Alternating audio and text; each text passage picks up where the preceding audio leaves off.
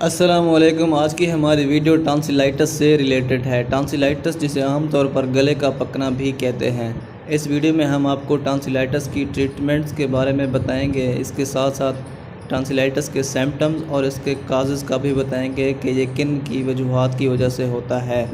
और मेडिसिन से मुतालिक मज़ीद वीडियोज़ देखने के लिए हमारे चैनल को सब्सक्राइब कर दें और बेल आइकन के बटन को दबा दें। Tonsillitis is inflammation of tonsils. Throat का जो बैकग्राउंड का हिस्सा है उसमें इन्फ्लेमेशन हो जाती है। गले का जो आखिरी हिस्सा है तो उसमें सूजन हो जाती है। तो सूजन की वजह से कोई भी चीज़ निगलने में बहुत मुश्किल होती है और ये काफ़ी तकलीफ़ देह चीज़ है। तो ये किस वजूहात की इसकी काज़ेज़ क्या हैं, किन वजूहात की वजह से होता है?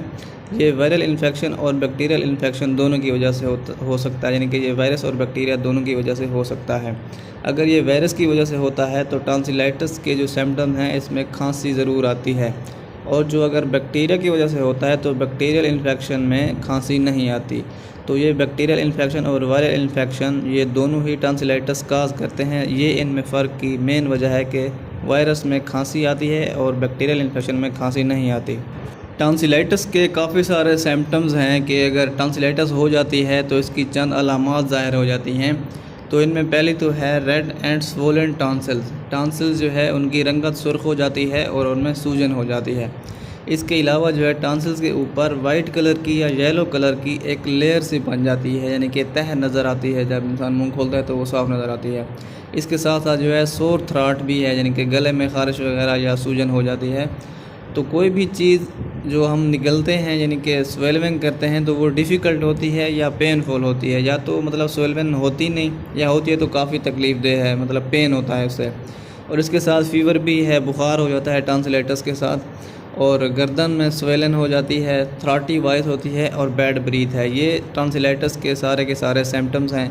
अगर ये सिम्पटम्स शो हो रहे हैं, ज़रूरी नहीं कि सारे शो हो रहे हैं, अगर कुछ भी शो हो रहे हैं तो इसका मतलब है कि टॉन्सिलाइटिस ग्रोथ कर रही है। टॉन्सिलाइटिस की ट्रीटमेंट के लिए कौन सी मेडिसिन इस्तेमाल करनी चाहिए? अगर टॉन्सिलाइटिस हुई है बैक्टीरियल इन्फेक्शन की वजह से तो इसके लिए एंटीबायोटिक्स मेडिसिन का इस्तेमाल किया जाता है। तो अगर बैक्टीरियल इन्फेक्शन की वजह से टॉन्सिलाइटिस हुआ है तो इसमें यूज़ होने वाली एंटीबायोटिक जो सबसे ज़्यादा यूज़ होती है वो पेनिसिलिन की मेडिसिन है।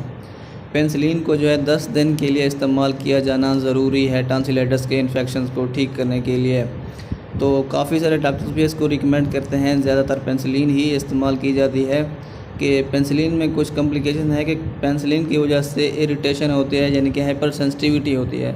अगर हाइपर सेंसिटिविटी शो हो रही है बच्चों को या बड़ों को तो पेनिसिलिन का इस्तेमाल नहीं करना चाहिए। इसके साथ दूसरी एंटीबायोटिक्स भी इस्तेमाल होती हैं।